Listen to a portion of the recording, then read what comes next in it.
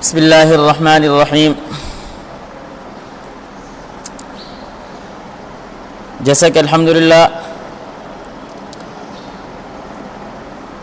On line نماز course کا سلسلہ شروع ہوا پڑا ہے اور گزشتہ 5 دنوں میں 5 اسباق مکمل ہو چکے۔ کل کسی مصروفیت کی وجہ سے سبق نہ ہو سکا۔ آج الحمدللہ کل کا سبق بھی پڑھیں گے اور آج کا سبق بھی پڑھیں گے تاکہ درمیان میں جو ناغہ ہوا ہے وہ کور ہو جائے۔ نماز میں خشوع حاصل کرنے کے ہم طریقے پڑھ رہے تھے کہ نماز میں اطمینان اور سکون کیسے حاصل کیا جاتا ہے، نماز میں دھیان اور توجہ کس طرح حاصل کیا جاتا ہے، تو اس کے ہم 5 طریقے پڑھ چکے ہیں۔ چھٹا طریقہ آج ہم پڑھیں گے، لیکن اس چھٹے طریقے سے پہلے گزشتہ پرسوں کے سبق میں ہم نے رکوع کے حوالے سے کچھ باتیں پڑھی تھی۔ مرد اور عورتوں کے رکوع میں فرق پڑا تھا، اسی طرح رکوع کرنے کا طریقہ پڑھا تھا، اور رکوع کے ہم نے درجات پڑھے تھے کہ رکوع کرنے کے 3 درجے ہیں اور رکوع سے جب کھڑے ہوتے ہیں جسے قومہ کہتے ہیں اس کے 2 درجے ہیں۔ اور رکوع میں ہم تسبیح پڑھتے ہیں سبحان ربی العظیم۔ اس تسبیح کے حوالے سے یہ سمجھیں کہ ہم اصل میں نماز میں خشوع حاصل کرنے کے طریقے پڑھ رہے ہیں کہ نماز ہماری وہ نماز بن جائے جس نماز کی وجہ سے میری نماز مجھے بے حیائی سے اور گناہ سے روکنے والی بن جائے، میری نماز مجھے اللہ کی نافرمانی سے روک دے۔ جس طرح قرآن مجید میں آیا ان الصلاۃ تنہی عن الفحشاء والمنکر کہ نماز بے حیائی کے کاموں سے روکتی ہے، میں اس آیت کا مصداق بن جاؤں، میری نماز اس آیت والی نماز بن جائے۔ تو رکوع میں جو ہم تسبیح پڑھتے ہیں سبحان ربی العظیم، حدیث میں آتا ہے آپ علیہ الصلاۃ والسلام نے فرمایا، جس نے قرآن مجید کی آیت فسبح بسم ربک العظیم یہ آیت نازل ہوئی تو آپ علیہ الصلاۃ والسلام نے فرمایا اجعلوها فی رکوعکم کہ اس آیت کو اپنے رکوع کی تسبیح بنا لو۔ پھر اس کے بعد سبحان ربی العظیم رکوع میں پڑھے جانے لگا۔ اس تسبیح کا مطلب کیا ہے؟ رکوع میں ہم نے کیا تصور کر کے رکوع کرنا ہے؟ سبحان کا معنی ہے پاک ہے وہ ذات، سبحان پاک ہے، ہر عیب سے پاک ہے، ہر کمی سے پاک ہے، ہر نقصان سے پاک ہے۔ میرا اللہ ایسی ذات ہے، میرا رب ایسی ذات ہے کہ اس میں کسی قسم کا کوئی عیب نہیں ہے، سبحان ہر قسم کے عیوب سے پاک ہے۔ العظیم وہ ایسا پاک ہے جو عظمتوں والا ہے، جو عظمت والی ذات ہے، بڑائی والی ذات ہے۔ عظمت کا معنی عظیم ذات ہے۔ کیا معنی عظیم ہونے کا؟ عظیم ہونے کا مطلب یہ ہے کہ اللہ رب العزت کی جتنی بھی صفات ہیں ان تمام کی تمام صفات میں اللہ رب العزت عظیم ہے۔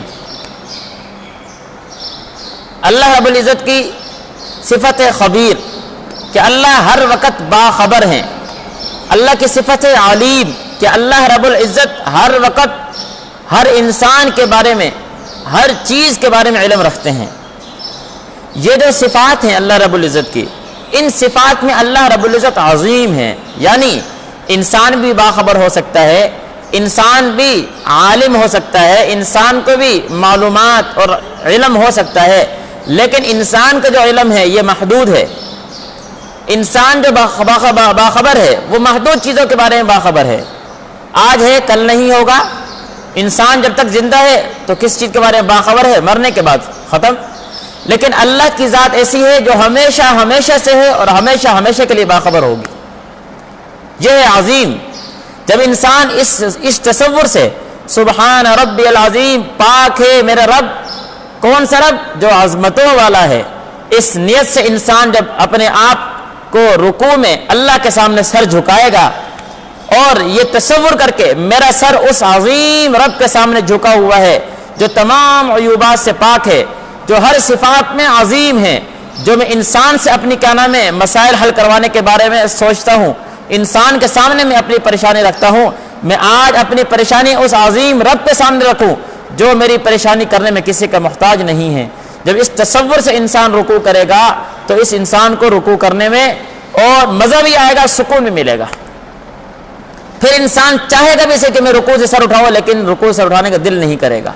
یہ ہے العظیم، سبحان ربی العظیم، کہ انسان اس تصور سے رکوع کیا ہے سجدہ اور رکوع کرے۔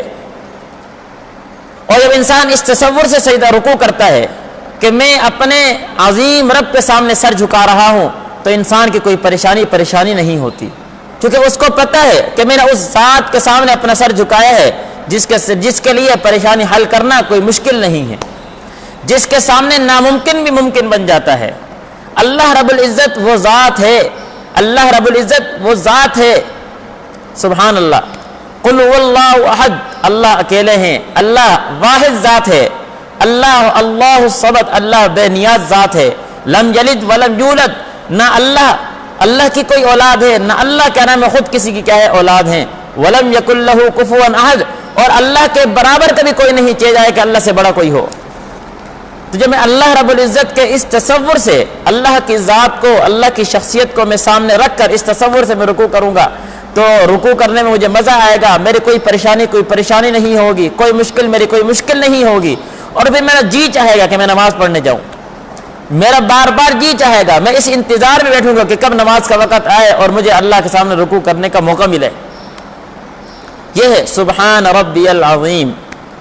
پھر انسان رکوع کرتا ہے، رکوع میں تسبیح پڑھنی ہے، کل بھی یہ بتایا تھا 3 دفعہ پڑھنا یہ آخری درجہ ہے، اس سے کم پڑھے گا مکروہ ہے، اس سے زیادہ پڑھ سکتا ہے، 5 دفعہ کرے، طاقت جتنی دفعہ پڑھنا چاہے پڑھ سکتا ہے، جتنا وہ اللہ رب العزت کے سامنے اپنا سر جھکانا چاہے وہ جھکا سکتا ہے۔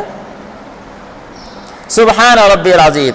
پھر کھڑا ہو کر اس نے پڑھنا ہے سمع اللہ لمن حمدہ، سمع اللہ، سن لیا اللہ رب العزت نے اپنے بندے کی تعریف کو، اللہ رب العزت نے اپنے بندے کی تعریف سن لی، جو اس نے رکوع میں اللہ کی تعریف کی تھی، سبحان ربی العظیم، پاک ہے میرا رب جو عظمتوں والا ہے۔ جب انسان یہ تعریف کر رہا ہے، تعریف کر کے جب اٹھتا ہے تو انسان یہ اقرار کرتا ہے اس بات کا کہ سمع اللہ لمن حمدہ، کہ اللہ رب العزت نے اس شخص کی تعریف سن لی ہے جس نے اس کی تعریف کی تھی۔ پھر انسان ربنا لک الحمد، یہ انسان تسبیح کے بعد یہ دعا پڑھتا ہے، یہ تحمید پڑھتا ہے، ربنا لک الحمد حمدا کثیرا طیبا مبارکا فیہ، یہ دعا پڑھنی چاہیے۔ ویسے تو یہ ہے کہ انسان نماز پڑھ رہا ہے امام کے ساتھ، امام کے پیچھے کھڑا ہوا ہے تو امام تسمیع پڑھے گا، سمع اللہ لمن حمدہ پڑھے گا، تو مقتدی ربنا ولک الحمد حمدا کثیرا طیبا مبارکا فیہ یہ دعا پڑھے گا۔ لیکن علماء یہ فرماتے ہیں کہ نماز میں خشوع خضوع حاصل کرنے کے لیے، اطمینان سکون حاصل کرنے کے لیے امام کو بھی چاہیے کہ امام کیا ہے ربنا لک الحمد حمدا کثیرا طیبا مبارکا فیہ یہ دعا پڑھے، تاکہ اس کا رکوع اور اس کا قوما یہ کوے کے ٹھونگے کی طرح نہ ہو کہ وہ کھڑا ہوا نہیں پہلے ہی وہ سجدے میں چلا گیا، بلکہ وہ سیدھا اطمینان سے کھڑا ہو، یہ دعا پڑھے تاکہ نماز میں اطمینان اور سکون والی کیفیت پیدا ہو۔ تو یہ دعا پڑھنے کا اہتمام کرنا چاہیے، ربنا لک الحمد حمدا کثیرا طیبا مبارکا فیہ، کیونکہ آپ نے کل بھی پڑھا تھا کہ پرسوں کے سبق میں کہ رکوع سے کھڑے ہونے کے بعد والی جو کیفیت جس کو قوما کہتے ہیں، اس کے 2 درجے ہیں کہ اتنی دیر کھڑا ہونا جتنی دیر میں 1 دفعہ سبحان اللہ کہا رہتا ہے یہ واجب ہے، اور اتنی دیر کھڑا ہونا جتنی دیر میں 3 دفعہ سبحان اللہ کہا رہتا ہے یہ سنت ہے، مستحب ہے۔ یہ تو اب ظاہر سی بات ہے میں نے نماز کے فرائض کو بھی ادا کرنا ہے، واجبات کو بھی ادا کرنا ہے، سنن مستحبات کو بھی ادا کرنا ہے۔ میں صرف فرائض پہ اکتفا کروں تب بھی میری نماز سکون اطمینان والی نہیں بنے گی، میری نماز سکون اور اطمینان والی تب بنے گی، نماز میں خشوع خضوع تب پیدا ہوگا جب میں نماز کو سنت کے مطابق ادا کروں گا۔ اس لیے فرض واجب درجہ تو الگ رہا، میں نے سنت درجے تک پہنچنا ہے، اور سنت درجے تک پہنچنے کے لیے علماء نے یہ دعا بتائی ہے، انسان اس دعا کا اہتمام کرے۔ جب انسان اس دعا کا اہتمام کرتا ہے تو پھر نماز میں سکون بھی ملتا ہے اور سنت درجہ بھی ادا ہو جاتا ہے۔ یہ تھے رکوع کے بارے میں کچھ ضروری ہدایات۔ اس کے بعد ہم آتے ہیں خشوع خضوع حاصل کرنے کا چھٹا طریقہ۔ خشوع خضوع حاصل کرنے کے 5 طریقے اب تک ہم پڑھ چکے ہیں، جن میں سے پہلا طریقہ تھا کہ انسان اس تصور سے اللہ کی بارگاہ میں آئے کہ میں رب کائنات، مالک الملک، خالق کائنات، رب ذوالجلال کی بارگاہ میں حاضری دینے جا رہا ہوں۔ پھر انسان دوسرا طریقہ تھا کہ انسان جب وضو کرے تو اس تصور سے وضو کرے کہ یہ میرا وضو میرے گناہوں کو دھو رہا ہے۔ اور تیسرا طریقہ تھا کہ انسان جب نماز پڑھنے کے لیے آئے تو اس کے بعد پھر انسان اپنی نماز پڑھنے کے لیے مناسب جگہ کا انتخاب کرے۔ اور اس کے بعد چوتھا طریقہ یہ تھا کہ انسان جو تلاوت کرے اس تلاوت میں انسان غور و فکر کرے، انسان تدبر کرے، ذکر و اذکار جو کر رہا ہے اس کے معنی پر غور کرے۔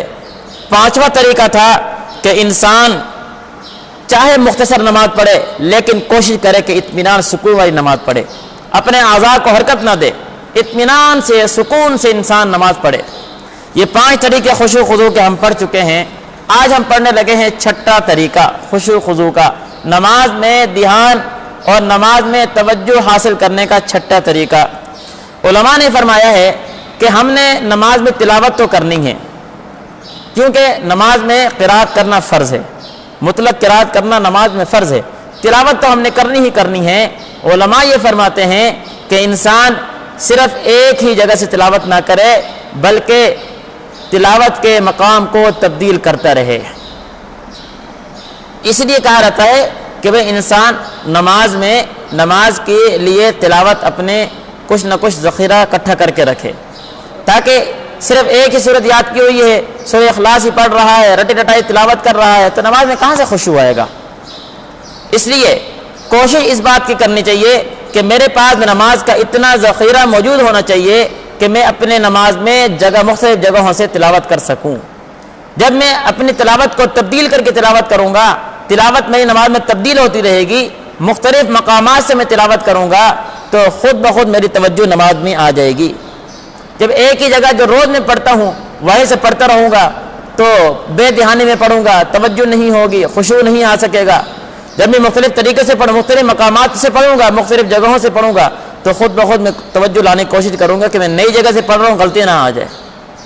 تو نماز میں خشوع حاصل کرنے کا چھٹا جو طریقہ ہے وہ ہے کہ انسان مختلف مقامات سے تلاوت کرنے کا اہتمام کرے۔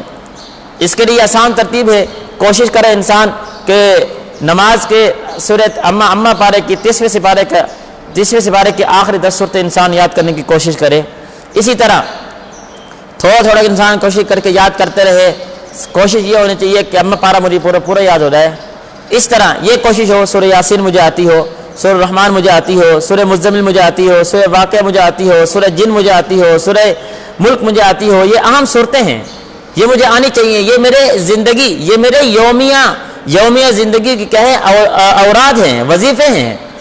صبح فجر کے نماز کے بعد یاسین کی تلاوت کا اہتمام ہونا چاہیے۔ اس طرح جو ہے میں اپنے کیا ہے درمیان کے اوقات میں مغرب کے بعد سورہ واقعہ کی تلاوت کا اہتمام کروں، رات کو سوتے ہوئے میں سورہ ملک کے تلاوت کا اہتمام کروں۔ اسی طرح سورہ جن ہے، سورہ عبس ہے، سورہ مزمل ہے، ان تلاوت کا میں اہتمام کروں تاکہ میری تلاوتیں یاد رہیں۔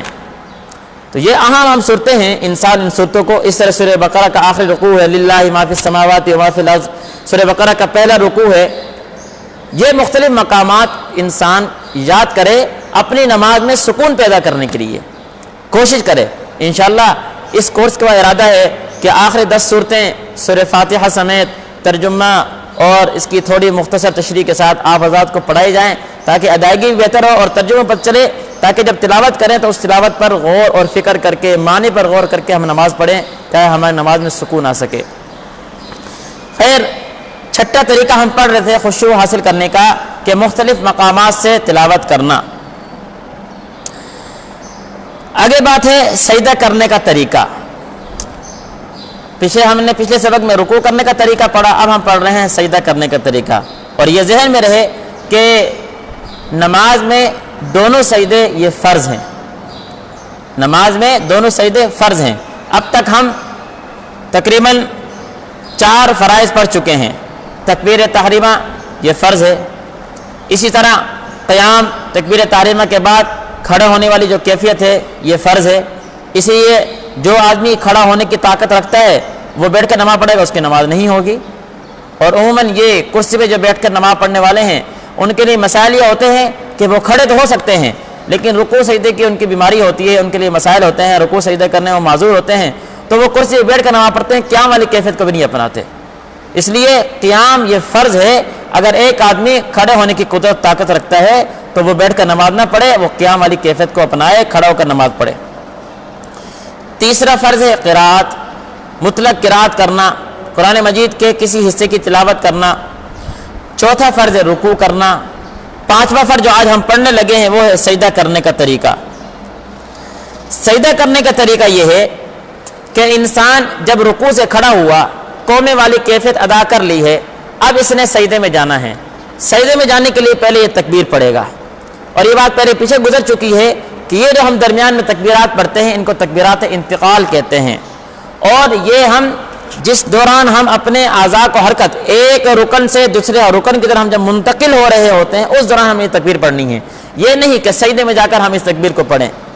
ہم جب رکوع سے سجدے میں جا رہے ہوں گے تو جاتے ہونا ہم نے یہ یہ ہم نے تکبیر پڑھنی ہے، اور سجدے میں پہنچ کر ہم نے تکبیر ختم کر دینی ہے۔ یہ ہے تکبیرات انتقال۔ تو تکبیر پڑھتے ہوئے ہم نے سجدے میں جانا ہے، اور دوسری بات ہم نے سجدے میں جانے کا طریقہ، سجدے میں جانے کا طریقہ یہ ہے کہ جب ہم سجدے میں جائیں تو بالکل سیدھا جائیں، بالکل سیدھا، ہماری کمر جھکی ہوئی نہ ہو، جھک کر نہ جائیں ہم، یہ ہماری کیفیت ہونی چاہیے۔ یہ جھک کر ہمارے جانے والی کیفیت نہیں ہونی چاہیے، اس لیے کہ اگر ہم جھک کر جائیں گے، اپنی کمر کو جھکا کر جائیں گے تو یہ دوسرا رکوع ہو جائے گا، رکوع والی کیفیت بن جاتی ہے، جبکہ ایک رکعت میں ایک رکوع ہوتا ہے، 2 تو نہیں ہوتے۔ اس لیے ہم بالکل سجدے میں جاتے ہوئے اپنی کمر بالکل سیدھی رکھیں۔ اس کے بعد ہم نے سب سے پہلے گھٹنے رکھنے ہیں، یعنی یہ بات ذہن میں رکھیں کہ ہم نے سجدے میں سب سے پہلے وہ اعضاء رکھنے ہیں جو زمین کے جتنے زیادہ قریب ہوں گے۔ تو ہمارے قدم پہلے زمین سے لگے ہوئے ہیں، اس کے بعد جو قریب ہمارا عضو ہے وہ گھٹنا ہے، پھر ہم گھٹنا رکھیں گے، پھر اس کے بعد قریب جو عضو ہے وہ ہاتھ ہے، ہم ہاتھ رکھیں گے، پھر قریب جو ہمارے اس کے بعد وہ پیشانی اور ناک وغیرہ ہے۔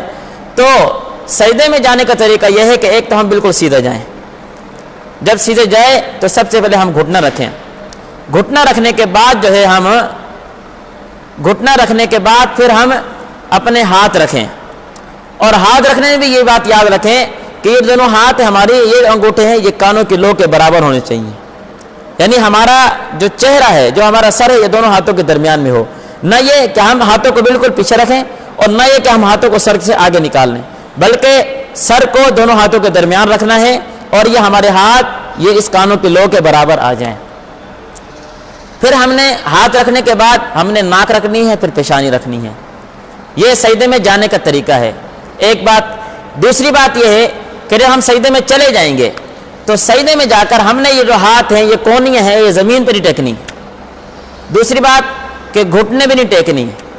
نمبر 3 یہ ہاتھ ہم نے پہلو سے جدا رکھنا ہے، پہلو سے الگ رکھنا ہے۔ حدیث میں آتا ہے آپ علیہ الصلوۃ والسلام جب سجدہ کیا کرتے تھے، صحابہ فرماتے ہیں تو آپ علیہ الصلوۃ والسلام اپنے بازو کو اتنا کھلا رکھتے کہ آپ کے بغل کی سفیدی نظر آیا کرتی تھی۔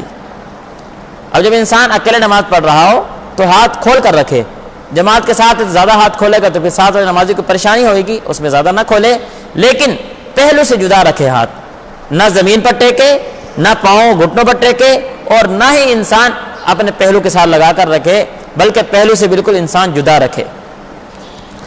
اس کے بعد ہم یہ جو رانے ہیں یہ پیڑ سے جدا رکھیں، بالکل اس طرح ہم رانوں کو پیڑ سے نہ ملا لیں۔ حدیث میں آتا ہے آپ علیہ الصلوۃ والسلام جب سجدہ کیا کرتے تھے تو آپ علیہ الصلوۃ والسلام کے سجدے کرنے میں نیچے اتنی جگہ ہوا کرتی تھی کہ بکری کا بچہ وہاں سے گزر سکتا تھا، اور یہ کس ٹائم ہوگا جب ہم اپنے ران کو پیڑ سے الگ رکھیں گے۔ اور رکوع میں طریقہ بتایا گیا تھا، جب انسان رکوع کرتا ہے تو کمر سیدھی کرنے کا یہ طریقہ بتایا تھا کہ انسان اپنا سینہ اور اپنا پیٹ انسان نیچے کی طرف جھکا لے تو کمر سیدھی ہو جائے گی۔ اور سجدہ کرنے کا طریقہ یہ ہے کہ انسان سجدہ کرتے وقت اپنا پیٹ اور سینہ اوپر کی طرف اٹھا لے کہ اوپر کوہان نکل جائے گی جو نیچے پھر انسان کے جگہ بن جائے گی. تو وہ جو کیفیت بتائی جاتی ہے کہ آپ علیہ الصلوۃ والسلام کے سجدہ کرنے کے دوران اتنی جگہ ہوا کرتی تھی کہ وہاں سے بکری کا بچہ بھی گزرنا چاہے تو گزر سکتا ہے. وہ اسی صورت میں بنے گی کہ انسان اپنا سینہ اور اپنا پیٹ اوپر کی طرف نکال لے تو وہ نیچے جگہ کشادہ ہو جائے گی. تو پیٹ کو اور ران کو آپس میں ملانا نہیں ہے بلکہ جدا رکھنا ہے. اسی طرح پاؤں زمین سے نہ اٹھیں. جو پاؤں ہیں پاؤں زمین پر رکھیں گے اور پاؤں کی انگلیاں ان کو قبلے کی طرف موڑ لیں گے, اس طرح قبلے کی طرف موڑ لیں گے اور پاؤں کی ایڑیاں اس طرح ملا لیں گے. سنت طریقہ یہ ہے کہ پاؤں زمین کے ساتھ لگائیں, انگلیاں قبلے کی طرف کریں اور پاؤں کی ایڑیاں آپس میں ملا لیں. یہ سنت طریقہ ہے. اور ہاتھ بھی جب ہم سجدے میں رکھیں گے تو ان کا رخ بھی ہم قبلے کی طرف رکھیں, رخ بھی ہم قبلے کی طرف رکھیں. انگوٹھے کا رخ بھی قبلے کی طرف رکھیں. انگوٹھے بسا ہوگا اس طرح نکلا ہوتا ہے. انگوٹھے کا رخ بھی قبلے کی طرف رکھیں اور انگلیوں میں خلا بھی نہ ہو بلکہ ہم انگلیاں بالکل سیدھی ملا کر قبلے کی طرف رخ کر کے رکھیں گے. یہ سجدہ کرنے کا سنت طریقہ ہے. اسی طرح ہم جب یہ تو تھا سجدہ کرنے کا مردوں کا طریقہ کہ مرد سجدہ کرنے کے لیے جائیں گے تو بالکل کمر سیدھی ہو, پھر پہلے وہ اعضاء رکھیں زمین پر جو زمین کی جتنے زیادہ قریب ہیں اور پھر سنت کے مطابق سجدہ کریں گے جو طریقہ آپ کو بتا دیا گیا ہے. یہ تو تھا مرد کا سنت کے مطابق سجدہ کرنے کا طریقہ. عورتوں کا سنت طریقہ یہ ہے جس طرح کہ پہلے ہی بتایا گیا ہے کہ عورتوں کے لیے نماز میں جتنا زیادہ ستر ہوگا اتنا ہی ان کی نماز افضل ہوگی. اس لیے کہ عورتوں کے لیے افضل جو ہے کہ انسان اور عورت جو ہے اپنے جسم کو چھپا کر نماز پڑھے. تو ان کے لیے یہ طریقہ نہیں ہے کہ وہ اپنے اپنا ران بھی پہلو سے جدا رکھیں اور اپنے پاؤں بھی کھڑے رکھیں اور کونے بھی جو ہے بالکل الگ رکھیں. نہیں, عورتوں کا سنت طریقہ یہ ہے کہ عورتیں سجدے میں اپنے بازو کو بغل سے بالکل اور پیٹ کو رانے سے ملا لیں گے. یہ بازو اس طرح بغل مل جائیں گی اور پیٹ رانوں سے مل جائیں گے اور کونیاں کلائیاں زمین پر بچھا لیں گی اور دونوں پاؤں کا رخ دائیں طرف نکال لیں گے. پاؤں کھڑے نہیں رکھیں گے, پاؤں دونوں ان کو دائیں طرف نکال لیں گے. خوب سمٹ کر یہ پھر زمین کے ساتھ چمٹ کر یہ سجدہ کریں گے. یہ ہے کہ ان میں ان کے خوب ستر ہے. اگر یہ مرد کی طرح سجدہ کریں تو ان کا ستر پھر ظاہر ہوگا, پھر ستر یہ ان کے صحیح طرح کیا ہے نماز میں ستر نہیں ہو سکے گا. اس لیے عورتوں کا سنت طریقہ مردوں کی بنسبت وہ بالکل مختلف ہے کہ مرد کونی الگ رکھتے ہیں, بغل کھلی رکھتے ہیں, جبکہ عورتیں جدا رکھتے ملا کر رکھتی ہیں. اور مرد جو ہے وہ پیٹ اور ران الگ الگ رکھتے ہیں جبکہ عورتیں ملا کر رکھتی ہیں. اور جبکہ مرد جو ہے وہ زمین سے اٹھے ہوئے ہوتے ہیں جبکہ عورت وہ زمین کے ساتھ چمٹ کر سجدہ کرتی ہے. مرد کے پاؤں کھڑے ہوئے ہوتے ہیں جبکہ عورت کے پاؤں بالکل زمین کے ساتھ مل کر دائیں طرف نکلے ہوئے ہوتے ہیں. تو عورت اور مرد دونوں کے سجدے میں فرق ہے, اس لیے اس فرق کے ساتھ سجدہ کرنے کی کوشش کرنی چاہیے. یہ سجدہ کرنے کا سنت طریقہ تھا. جب انسان سجدہ کرے گا تو سجدے میں انسان کے 7 اعضاء لگتے ہیں. 7 اعضاء انسان کے سجدہ کرتے ہیں.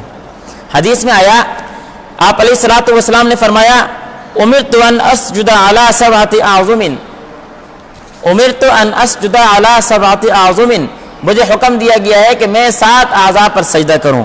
وہ 7 اعضاء 2 گھٹنے, 2 پاؤں, 2 ہاتھ اور ناک پیشانی, اس کو ایک شمار کر کے یہ 7 اعضاء ہیں. اور حدیث میں آیا حضرات صحابہ نے سوال کیا آپ علیہ الصلوۃ والسلام سے کہ اے اللہ کے رسول, کل قیامت کو جب سارے کے سارے میدان حشر میں اور اللہ رب العزت کی بارگاہ میں پیش ہوں گے تو آپ اپنی امت کو کس طرح پہچانیں گے, اتنا رش ہوگا. تو آپ علیہ الصلوۃ والسلام نے فرمایا میں اپنی امت کو ان کے سجدوں کی نشانیوں سے پہچانوں گا, سجدوں کے علامتوں سے پہچانوں گا. اب کتنے افسوس کا مقام ہمارے لیے کہ ہم تو نماز ہی نہیں پڑھتے. جب ہم نماز ہی نہیں پڑھیں گے, سجدہ ہی نہیں کریں گے, اللہ کی بارگاہ میں ہم حاضری ہی نہیں دیں گے تو ہمارے سجدے کے جو نشانات ہیں, یہ جو 7 اعضاء جو روایت میں آتے ہیں کہ سجدہ کرتے ہیں, جب یہ اعضاء سجدہ ہی نہیں کریں گے تو کل قیامت کو پھر یہ چمکے گے کہاں. اس لیے سجدہ نماز پڑھنے کی کوشش کرنی چاہیے. تو 7 اعضاء سجدہ کرتے ہیں. اب وہ 7 اعضاء کب بنیں گے, جب میں 7 اعضاء کو زمین پر ٹیکوں گا, سجدہ کروں گا. اب میں جب سجدہ کر رہا ہوتا ہوں بسا اوقات یہ غلطی دیکھنے میں آئی ہے کہ سجدہ کرتے وقت پاؤں زمین سے اٹھا لیے جاتے ہیں, جب پاؤں زمین سے اٹھا لیے تو وہ جو روایت میں آیا، حدیث میں آتا ہے کہ 7 اعضاء سجدہ کرتے ہیں، تو پاؤں نے سجدہ تو نہیں کیا. اس لیے اس بات کا خیال رکھنا چاہیے کہ پاؤں زمین پر ٹکے رہیں. اگر ایک لمحے کے لیے بھی پاؤں زمین پر نہ ٹکے تو سجدہ ادا نہیں ہوگا. جب سجدہ نہیں ہوگا تو نماز کہاں سے ہوگی؟ اس لیے سجدہ کرنے کا جو طریقہ سنت کے مطابق بیان بتایا گیا ہے وہ سجدہ کرنے کی کوشش کرے. سجدہ جب انسان کرتا ہے تو سجدے میں انسان دعا پڑھتا ہے سبحان ربی الاعلی، سبحان ربی الاعلی. جس طرح رکوع میں یہ بتایا گیا تھا کہ رکوع کرنے کے 3 درجے ہیں، اسی طرح سجدہ کرنے کے بھی 3 درجے ہیں. پہلا درجہ ہے فرض، دوسرا درجہ ہے واجب، تیسرا درجہ ہے سنت. فرض درجہ کہ اتنی دیر سجدے میں ٹھہرنا جتنی دیر میں ایک دفعہ سبحان ربی الاعلی کہا جاتا ہے، یہ فرض ہے. اور اتنی دیر سجدے میں ٹھہرنا جتنی دیر میں نہیں، اتنی دیر سجدے میں ٹھہرنا کہ انسان کی سجدے والی کیفیت بن جائے، ہاتھ زمین پر ٹک جائیں، پیشانی زمین پر ٹک جائے، ناک زمین پر ٹک جائے، انسان کے سجدے والی کیفیت بن جائے، یہ فرض ہے. اور اتنی دیر زمین پر اپنے آپ کو ٹھہرے رکھنا جس دیر میں ایک دفعہ سبحان ربی الاعلی کہا رہتا ہے، یہ واجب ہے. اور اتنی دیر میں ایک انسان اپنے آپ کو سجدے میں ٹھہرے رکھے جتنی دیر میں 3 دفعہ سبحان ربی الاعلی کہا رہتا ہے، یہ سنت ہے. اب اگر میں فرض ادا نہیں کر رہا، میری پیشان زمین پر لگی نہیں، میری ناک زمین پر لگی نہیں، میں نے ہاتھ زمین پر ٹیکے نہیں، میں نے گھٹنے زمین پر رکھے نہیں، میں نے اپنا فرض درجہ سجدے کا ادا نہیں کیا، میں سجدے سے کھڑا ہو گیا، میرا سجدہ ادا نہ ہوا. جب سجدہ ادا نہیں ہوگا تو میری نماز کہاں سے ہوگی؟ پھر دوسری بات کہ فرض تو میں نے ادا کر لیا لیکن میں نے واجب ادا نہیں کیا، اتنی دیر نہیں ٹھہرا جس دیر میں 3 دفعہ سبحان ربی الاعلی کہا جاتا ہے، تو میں نے جب واجب ادا نہیں کیا تو میری نماز. تو واجب کے بارے میں یہ کہ اگر جان بوجھ کر واجب ادا نہیں کرے گا تو نماز ادا نہیں ہوگی، بھول کر ادا نہیں کیا ہے تو پھر سجدہ صاحب کرے گا، سجدہ صاحب نہیں کیا پھر بھی نماز نہ ہوئی. اور تیسرا درجہ کہ سنت درجے کو ادا کرنا، اور میں تو چاہ رہا ہوں کہ میں اپنے نماز میں سکون اور اطمینان پیدا کروں، اور میں نماز میں سنت درجہ ہی نہیں پیدا کر رہا، سنت کے مطابق نماز پڑھنے کی کوشش ہی نہیں کر رہا، میرا سجدے کا جو سنت طریقہ ہے، سنت درجہ ہے، میں اس کو ادا ہی نہیں کر رہا، تو نماز میں سکون اطمینان کہاں سے آئے گا؟ اس لیے سجدے کے 3 درجات ہیں، ان تینوں درجوں کو ادا کرنے کا اہتمام کرنا چاہیے. پھر سجدے کے بعد جب میں سجدے میں جاؤں گا تو سجدے میں تصور کیا ہونا چاہیے؟ سجدے میں کیا دھیان رکھوں؟ جس طرح رکوع کرتے وقت میرا یہ دھیان تھا کہ میں اس عظیم رب کے سامنے میں اپنا سر جھکا رہا ہوں، اللہ کے سامنے میں نے اپنا سر جھکایا ہے، جو اللہ رب ہے، جو میرا رب ہے، جو عظیم ہے، جو عظمتوں والا ہے، تو پھر میری پریشانی کوئی پریشانی مشکل میری کوئی مشکل نہیں رہتی. اسی طرح جب میں سجدہ کروں گا تو سجدہ کرتے ہوئے میرا کیا تصور ہونا چاہیے؟ سبحان ربی الاعلی. اس کے معنی میں غور کروں، سبحان پاک ہے میرا اللہ، میرا رب ہر عیب سے پاک ہے، اس میں کوئی کمی نہیں ہے. الاعلی جو بلند ہے، الاعلی جو بلند ہے، جو بالا ہے، جو بڑا ہے. الاعلی سبحان ربی الاعلی، پاک ہے میرا رب جو اعلی ہے. سبح اسم ربک الاعلی. حدیث میں آیا آپ علیہ الصلوۃ والسلام نے فرمایا جس ٹائم یہ آیت نازل ہوئی سبح اسم ربک الاعلی، تو آپ علیہ الصلوۃ والسلام نے فرمایا اجعلوها فی سجودکم، کہ اس کو اپنے سجدوں کی تسبیح بناؤ. تو اس میں ہم اللہ رب العزت کی تسبیح بیان کر رہے ہیں. کیا مطلب ہے کہ انسان جب سجدہ کرتا ہے تو سجدہ کرتے وقت انسان اللہ رب العزت کے سب سے زیادہ قریب ہوتا ہے. حدیث میں آپ علیہ الصلوۃ والسلام نے فرمایا اقرب ما یکون العبد الی ربہ وہو ساجد، کہ انسان بندہ اپنے رب کے سب سے زیادہ قریب سجدے کی حالت میں ہوتا ہے. جب انسان سجدے میں چہرہ، پیشانی، جو عظمت جس کو انسان اپنی حفاظت سے رکھتا ہے، خوبصورت رکھتا ہے، بناؤ سنگار کے ساتھ رکھتا ہے، صفائی ستھرائی کے ساتھ رکھتا ہے، اس چہرے کو جب انسان اللہ رب العزت کی بارگاہ میں رکھ چکا، پھر اس پیشانی کو انسان نے اللہ کی بارگاہ میں ٹیک دیا ہے، اب اس کے بعد انسان یہ سوچے کہ میں نے ناک اللہ کی بارگاہ میں ٹیک دی ہے، یہ ناک جو میری انا کا مسئلہ بنا رہتی ہے. میری برادری میں اگر میں اپنی رسم و رواجات کو نہیں اپناتا تو میں یہ سمجھتا ہوں کہ اگر میرے ان رسومات کو نہیں اپنایا تو میرے ناک کٹ جائے گی، میری برادری کے سامنے میری ناک کٹ جائے گی. اور انسان اس ناک کو اللہ کی بارگاہ میں رکھ کر یہ وعدہ کر رہا ہوتا ہے، یہ تصور کر رہا ہوتا ہے کہ میں نے اپنے رب کے سامنے ناک کو ٹیک کر میں نے اپنی ہر انا کو کیا ہے قربان کر دیا ہے. میں نے اللہ کے سامنے میں نے اپنی ہر انا کو، میں اگر اللہ کے حکم کے سامنے میرے ناک بھی کرتی ہے تو میں نے کیا ہے ناک کٹانے کے لیے تیار ہوں۔ انسان اس کہنے میں تصور سے کیا ہے سجدہ کرے، جب انسان اس دھیان سے اس تصور سے سجدہ کرے گا کہ میری جتنے بھی کیا نام ہے عنایت کے مسئلے سے میں نے اللہ رب العزت کے حکم کے سامنے ان عنایت کے مسئلے کو قربان کر دیا ہے، میری ناک کرتی ہے ناک کٹ جائے لیکن اللہ کے حکم کو میں نے نہیں توڑنا، جب اس تصور سے انسان سجدہ کرے گا تو پھر انسان کو خود بخود سجدہ کرنے میں سکون ملے گا، اطمینان ملے گا، نماز میں سکون پیدا ہوگا، اطمینان پیدا ہوگا، اللہ رب العزت کے بارگاہ میں سجدہ کرنے کا دل کرے گا، نماز پڑھنے کا دل کرے گا، اللہ کی بارگاہ میں حاضری دینے کا دل کرے گا کہ میں اس رب کے سامنے کیوں نہ جا کے اپنی پریشانی ٹیکوں جو کیا ہے میرے مسائل کو حل کرنے والا ہے، میری پریشانی کو حل کرنے والا ہے۔ جب انسان سجدہ کرتا ہے تو اللہ کے بالکل قریب ہو جاتا ہے اور اللہ سے راز و نیاز کر رہا ہوتا ہے۔ اس لیے اس تصور سے انسان سجدہ کرے کہ میں جب سجدے میں جاتا ہوں تو میں اللہ کے بالکل قریب ہوتا ہوں، اس تصور سے سجدہ کرے کہ جب میں سجدے میں اپنی ناک کو ٹیکا تو میں نے اللہ کے حکم کے سامنے اپنی ہر کیا ہے عنایت کو قربان کر دیا ہے، پھر انسان کے لیے سجدہ کرنے میں مزہ بھی آئے گا۔ یہ سجدہ کرنے کا تصور پیدا کرے۔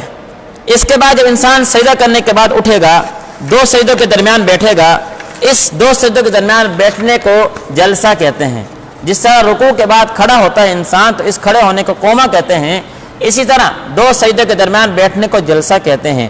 اور جس طرح قومے کے دو درجے تھے اس طرح جلسے کے بھی دو درجے ہیں، ایک درجہ ہے واجب، دوسرا درجہ ہے مستحب سنت۔ واجب درجہ یہ ہے کہ اتنی دیر انسان جلسے میں بیٹھے جتنی دیر میں ایک دفعہ سبحان اللہ کہا جاتا ہے، اور اتنی دیر بیٹھنا جتنی دیر میں 3 دفعہ سبحان اللہ کہا جاتا ہے، یہ سنت اور مستحب درجہ ہے۔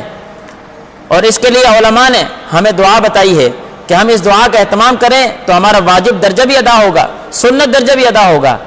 چاہے جائے کہ میں سجدے میں بیٹھوں، ابھی میں سکون اطمینان سے بیٹھے ہی نہیں ہوں، میں دوسرے سجدے میں جا کے ٹھک لگا، اس طرح سے میری سنت کے مطابق نماز نہیں ہوگی، اور جب سنت کے مطابق نماز نہیں ہوگی تو پھر میری نماز میں سکون اطمینان کہاں سے آئے گا؟ تو اس لیے جب میں جلسہ کروں تو جلسے میں کرتے وقت میں اس دعا کا اہتمام کروں۔ دعا میں حدیث میں ہمیں یہ دعا سکھائی گئی ہے جو دعا مسنون ہے، اللہم اغفر لی وارحمنی وعافنی واہدنی وارزقنی۔ یہ 5 الفاظ ہیں، اللہم اغفر لی وارحمنی وعافنی واہدنی وارزقنی۔ انسان اس دعا کا اہتمام کرے، جب یہ دعا پڑھے گا تو جلسے کا واجب درجہ بھی ادا ہو جائے گا، سنت درجہ بھی ادا ہو جائے گا، اور میری نماز سکون اطمینان والی بن جائے گی۔ تو اس تصور سے اور اس دھیان سے انسان کیا ہے سجدہ کرنے کا اہتمام کرے، سجدہ کرنے کی کوشش کرے۔ آج کے سبق کا خلاصہ یہ ہے کہ آج ہم نے خشوع حاصل کرنے کا 6واں طریقہ پڑھا ہے، نماز میں دھیان حاصل کرنے کا 6واں طریقہ پڑھا ہے کہ نماز میں دھیان حاصل کرنے کا 6واں طریقہ یہ ہے کہ میں قرآن مجید کی تلاوت مختلف مقامات سے کروں۔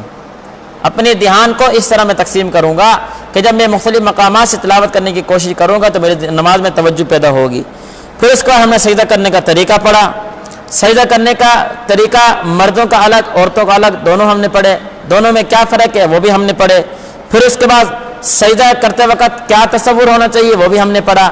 پھر سجدہ کرنے کے دوران جو ہم نے تسبیح پڑھنی ہے اس تسبیح کا ہم نے پڑھتے وقت کیا تصور پیدا کرنا ہے وہ پڑھا ہے۔ پھر سجدہ کرنے کے بعد ہم نے 2 سجدوں کے درمیان بیٹھنا ہے جسے جلسہ کہتے ہیں، اس جلسے میں ہم نے کون سی دعا پڑھنی ہے، جلسے کا کیا طریقہ ہونا چاہیے، یہ ہم نے آج کا سبق کا خلاصہ ہے۔ آج کے سبق میں ہم نے یہ پڑھا ہے۔ دعا کرے اللہ رب العزت ہمیں اس سنت طریقے کے مطابق نماز ادا کرنے کی توفیق نصیب فرمائے، اور یہ سبق روز کی بنیاد پر آپ حضرات کے سامنے ریکارڈ کرائے جاتے ہیں، لائیو نشر کیے جاتے ہیں۔ اس کا مقصد یہی ہے کہ میں خود بذات خود اپنے آپ کو نشانہ بنا کر تاکہ میری نماز بھی سنت کے مطابق ہو، اور جن جن احباب تک یہ درس اور یہ سبق پہنچے وہ بھی اس نماز کو سنت کے مطابق ادا کرنے کی کوشش کریں۔ رمضان کی مبارک ساعتیں ہیں، پہلا عشرہ ختم ہو گیا، دوسرا عشرہ شروع ہے، رمضان شروع ہوا تھا تو پتہ بھی نہیں 10 دن گزر گئے، بقایا 20 دن گزر جائیں گے پتہ نہیں ہے۔ تو ہم اس رمضان کی قیمتی لمحات کو قیمتی بناتے ہوئے کم سے کم اور کچھ نہیں، ہم اس رمضان میں یہ کریں کہ اپنی نماز کو سنت کے مطابق کرنے کی کوشش کریں اور پریکٹس کریں، عملی مشق کریں نماز کو سنت کے مطابق ادا کرنے کی، تاکہ ہم رمضان گزارنے کے بعد جو بقایا 11 مہینے ہیں اس میں ہم پھر سنت کے مطابق مسنون طریقے کے مطابق نماز ہم ادا کر سکیں۔ اللہ تعالی ہمیں ان باتوں پر عمل کرنے کی توفیق نصیب فرمائے۔